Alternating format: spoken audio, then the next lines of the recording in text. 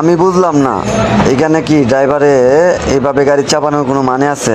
গাড়ি ওটা ব্যাগে দিয়ে যে কোনো জায়গায় সাইড লোয়ানো যেত, এভাবে রিস্ক লওয়ার কোনো কারণ ছিল ভাই? এখন বুঝেন কি ক্ষতিটা হয়ে গেল।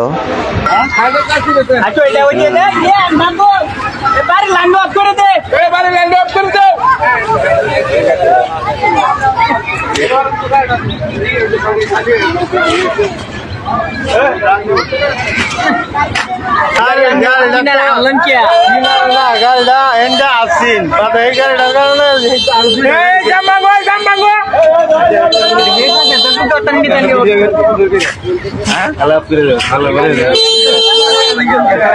ভিডিও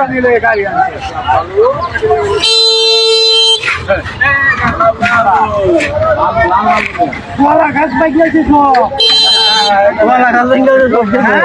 সব কলা গাছ